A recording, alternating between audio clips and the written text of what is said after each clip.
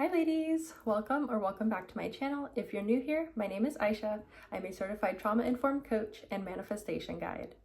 And if you've been here for a while and you're wondering where did I disappear to, well, I am happy to say that one of my biggest manifestations has come through and my partner and I are now married. Yay!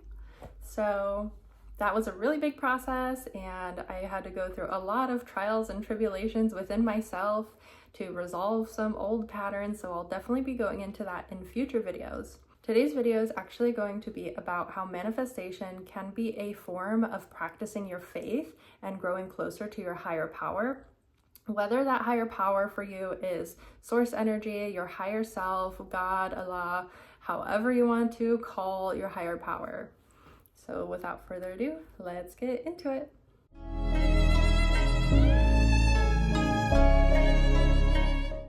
Before I really jump into today's topic, I just want to say, as a revert, dry fasting is so difficult. I had fasted before. I used to coffee fast and then I would water fast, and I built up my tolerance to fasting over the course of several years. So I'm not brand new to fasting, but dry fasting, having no food, no water, no nothing, is really challenging. And the beauty in that is it really does bring you closer to your higher power. It really does teach you self-discipline and show you how disciplined you can be and how committed to your faith system and your beliefs can be. So I commend all of the Muslims around the world who have been fasting their whole lives, and any reverts joining me in their first Ramadan or however many it's been since you reverted. I really hope that it gets easier. I know from the start of Ramadan to now, it has gotten a little bit easier for me, but it's still quite a challenge. So just wanted to put that in there. Now, when it comes to manifestation, I think there are so many different interpretations and there are so many different ways to manifest and use different techniques. Ultimately, what I believe about manifestation at its core is it's just prayer. It really, at the end of the day, is just prayer and setting intentions and staying committed to those prayers and intentions. Over the course of my manifestation journey, my opinion has changed so many times on what the correct way to manifest is and what the biggest manifestation mistakes are.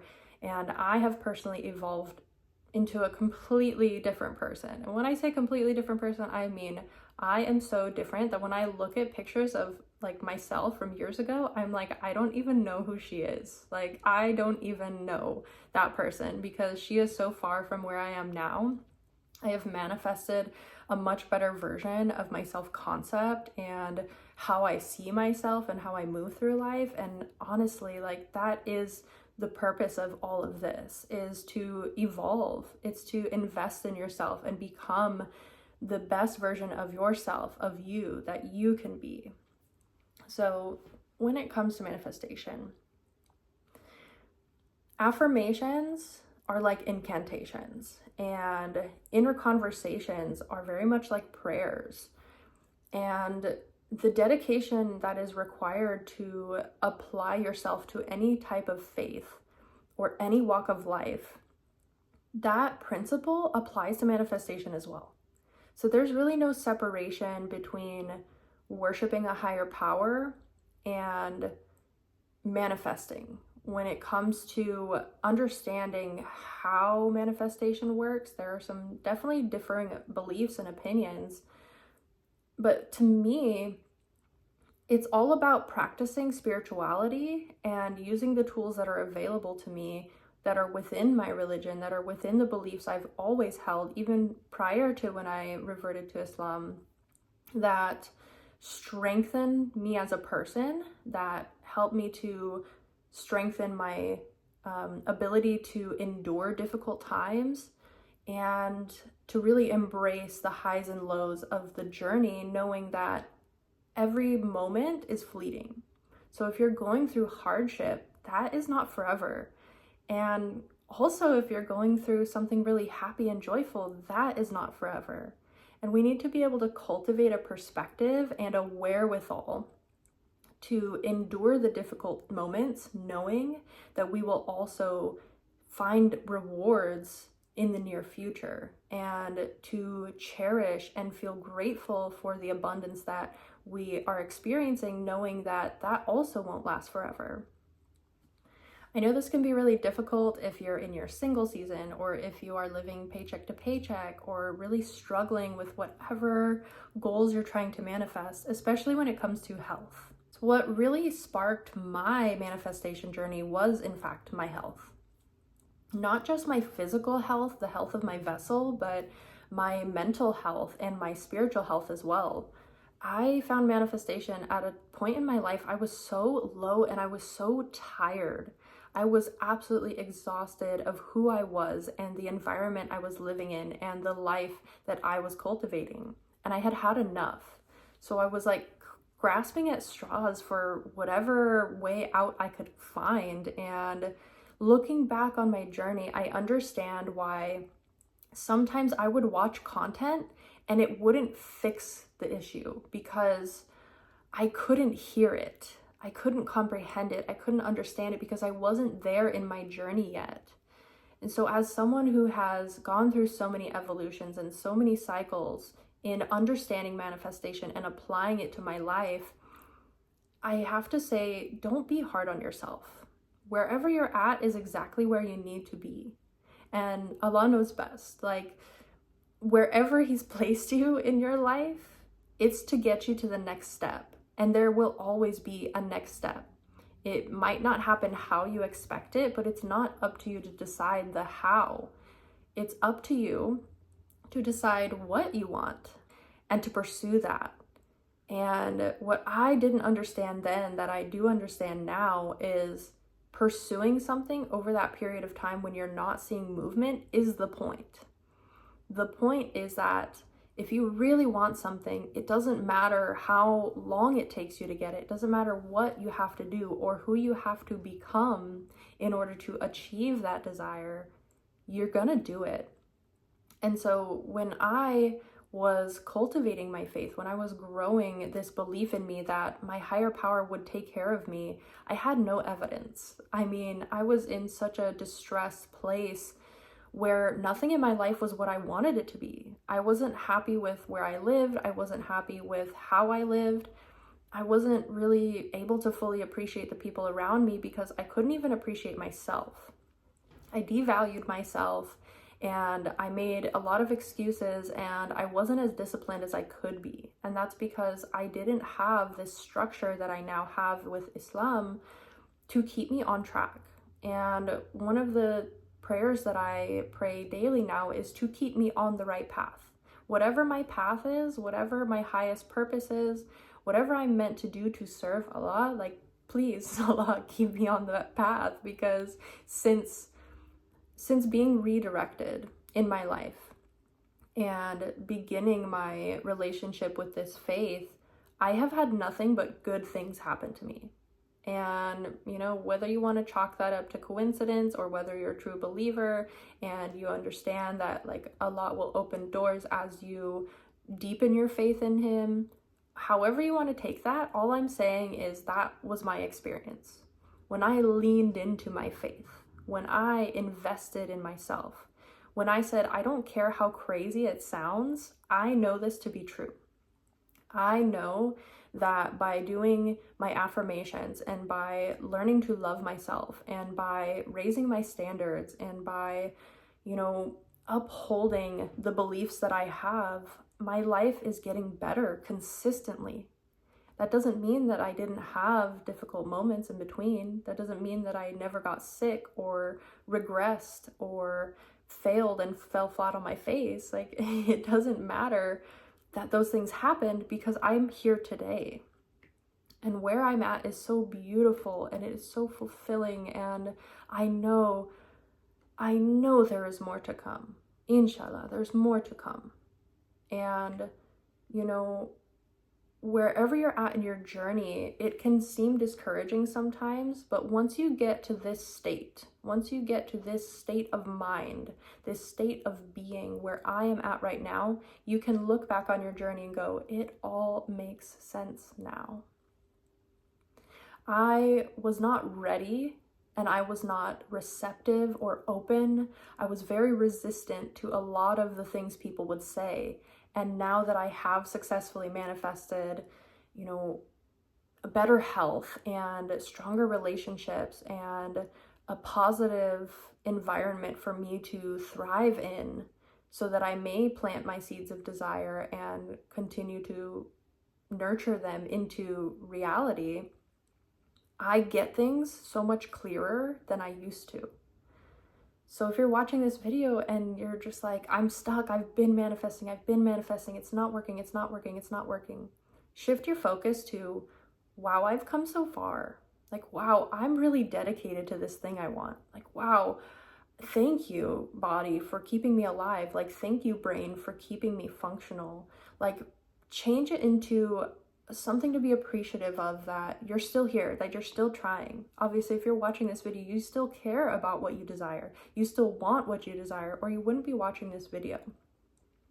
And, you know, I'm intending that this video helps you get to that next stage of your manifestation and helps you believe in yourself a little bit more, because that is the point. The point is that when we pray, it's not the prayer itself that manifests. It's the belief that that prayer will be answered.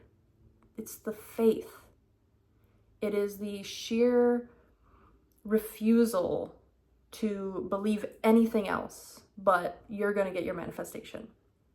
And, you know, whether you want to call it living in Delulu land, or, you know, it's not even fake it till you make it, but, you know, like fake it till you make it, or whether you want to label it as something else, it doesn't matter. The point is, you have to want it long enough for it to come. And in wanting something, in desiring something for a period of time, your faith in the belief that you will get that something must strengthen. It must. Otherwise, you wouldn't continue trying for it. If you didn't believe that you could get a better job, you wouldn't even look online on how to get a better job. You wouldn't look at, you know, job boards trying to find a better position for you. You wouldn't look into getting an education or a certification to increase your skills. It wouldn't even be an option for you if you didn't believe you could, in some version of reality, have it. Sometimes wherever you're at, and I know this from my experience, you're not giving yourself credit. You're not understanding that even though it's difficult, even though you may feel stress or pressure, and especially as other people around you are getting their manifestations and you're like, why not me? Like, why isn't it me? Why isn't it here yet? What's wrong with me? Instead of internalizing that discomfort, and instead of taking it as if you're failing, instead shift your perspective into saying, you know what? I don't care. I don't care how long it takes, and I don't care what people say, and I don't care how many obstacles. I know who my higher power is. I know that I believe this will happen. I know. And it's the knowing. It's not about your emotions. When Neville Goddard says feeling is the secret, it's not in your emotions. It's that gut feeling you have of like, I know this is going to happen. Like, I have a good feeling about this. It's that undeniable sense within you that just says, my prayer has already been answered. So I don't have to worry. I don't have to fear. I don't have to doubt, because worry, fear, and doubt are all the opposite of faith. When you have true faith, when you hold on to your beliefs with such a firmness, nothing and no one is going to get in between them. Like, one of the reasons that I married my husband is because when we met, the first thing that I saw was his passion and his faith. The first thing I knew about him as a fact was that he was devoted to his beliefs. And he is the most devoted person to his own beliefs that I know anybody in the world. Like, he is absolutely full of faith. And that is also contributing to where I'm at in my manifestation journey, because I prayed for that. I prayed for someone who had a faith like mine. I prayed for someone who would help me to grow my faith, to support my beliefs. And, you know, I do just want to put a disclaimer. I did not revert because of him. I did not choose to adopt the Muslim faith because he told me to. There was no pressure, there was no influence, there was no nothing. When we met, we just discussed things, and little by little, I learned more about Islam, and I felt inspired to revert. I felt like this calling within me that Allah was guiding me to this faith, that I finally felt this peace, and I'm like trying not to get emotional, but I finally found this peace within me where it was like my prayer has been answered, and I felt so held, and I felt so seen. And you know, when I took my shahada, like what a beautiful day that was, to just know like it's done. It's done. Like I'm here. I made it. By no means is this the end of my story, but that moment really gave me a confidence in my faith and a drive to prove him right? To prove to other people like the word of Allah is the truth, to share my story so that other people may be inspired to revert to the faith and inspired to start their own manifestation journey, whether that is through the Muslim lens or not. And manifestation works because it is just the law of this universe. We were designed to have free will. We were born with the right to choose what we like and what we dislike. Even our first breath out of the womb, we decide whether we are peaceful here or whether we are discomforted here, right? Some babies, when they're born, they don't cry, they're very quiet. And some babies are screaming and raging, and they won't settle because this world is so foreign to them. And throughout our lives, we are challenged and we are tested to grow and to evolve. And by design, we are going to fail, because it's that failure that redirects us to our purpose. It's that failure that shapes us into who we must become, what kind of personality and character we must develop to be the person who is worthy and deserving of those desires. And so if you're watching this video and you're like, it's been years, it's been months, it's been weeks, and I've been affirming and I've been scripting and I've been visualizing, it's because you're not yet the version of self who deserves that thing. And I want to be careful using the word deserves. It has nothing to do with your value and everything to do with your worth.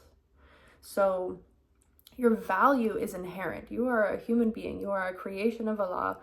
You know, you are a blessing to this world. You were created for a specific reason. Allah creates us all for a purpose. All of us have different characteristics. We have different height, different skin tone, different body shapes, different musculature. We all have different brains. You know, some of us are very creative. Some of us are very analytical. Some of us are really great at solving problems. Some of us are wonderful communicators. Some of us are blessed with physical talents such as dancing and painting and singing and, you know, playing sports. Like, we literally all were made for something special. And to discredit that is, you know, it's shameful, honestly, to your higher power to discredit yourself. It is not in alignment with a positive relationship with your higher power to shame yourself, to feel like you're not worthy. And so the difference between value and worth is your value is already there. And whether you see your worth or not is up to you. So even if you see yourself as unworthy, that does not erase your value. No one can devalue you. No one can erase your value. They may affect your self-worth, but that is a choice that you're making. And it doesn't feel like a choice when you're in victimhood. It feels like, oh, well, I must be less valuable because this is how I'm being treated. Well, no, you are seeing yourself as less worthy. And so you're manifesting a situation, a circumstance that is giving you the excuse to continue feeding into that belief. And so, as painful as it can be, you have to learn to acknowledge, oh, wait, it's me. You know, it's like the Taylor Swift, it's me, hi, I'm the problem, it's me. Like, that's literally how it feels when you come to the realization that it is all you, that it is all coming from you, that Allah gave you a free will over your own life. And that's not to say that you control every aspect, because in my understanding of Allah, right, our soul, our core energy, like the thing that gives this vessel life, is him. We're all him. So if this is him, we're just an extension of him, just like my fingers are an extension of my hand. So if he puts his energy into your vessel to live as you, that is you being granted the opportunity to be you, whatever that means. Not all of us are going to live the same way. We're not meant to. And so when you are choosing to devalue yourself, to see yourself as less worthy, you are the one responsible, because Allah is not forcing you to be that version of yourself. Allah has granted you this independence from him, to not a separation, but an independence to govern yourself, to discipline yourself, right? The reason Allah prefers us over the angels is because the angels do not have a choice but to serve him. They're not choosing to serve him. They are obedient to him by their design. But he designed us with choice. He designed us to decide whether we would practice our faith. He designed us to make the choice whether we will love him and worship him, or whether we will disregard him and, lead ourselves down a path of sin or temptation or failure or misery or negativity or complaining or whatever hell you're creating for yourself on earth. He also gave us that same power to choose better, to choose wiser, to become smarter and better and stronger versions of ourselves. And one of the most difficult but beautiful things in this life is once we do recognize that, we then become these limitless beings that we were also always intended to be. And when we walk through faith and live our lives with that belief, that knowing in our heart, everything is possible. Like, I am at the point where I am the version of myself, no is not an option, right? And if it's no for now, it's not no forever. And if it's no to this, it's not no to that. Because I know that those desires planted in my heart come from above. They're not coming from me. I don't choose what I like or don't like. I just like it or I don't like it. I desire it or I don't desire it. I don't choose what I'm drawn to. I don't choose how I operate. Those come from those desires. They come from the characteristics that I've cultivated in my years on this planet. And, I really hope everyone begins to understand that the purpose of free will was to give us all the options that are available to us in hopes that we will choose the best, in hopes that we will recognize our own divinity and choose that path, in hopes that we will look at ourselves and love ourselves the way Allah loves us. So I hope that the message I've shared today was helpful. If you enjoyed it, please drop a like, leave any comments or questions down below, and subscribe to the channel. I think it's in that corner. It might be in that corner. I think it's in that corner. My camera may be switched. And genuinely, I hope that you follow me on my journey so that I can share more of my experiences and my advice and the lessons that I've learned, because this is one desire that I feel called to do. I promise you, for the past 28 or 29 days that I have not been filming, my brain has been nagging me to film. Like, I've just had so much other stuff to take care of, but I have never forgotten about this calling, because this is part of my purpose. So bless you, everyone. I pray that everyone here watching and anybody who comes to this video with heaviness in their heart finds peace and takes that next step in their manifestation journey and takes that next decision towards their faith, whatever it is, and that you all get what you desire in time. I will see you all in the next video. Thank you for watching. Bye.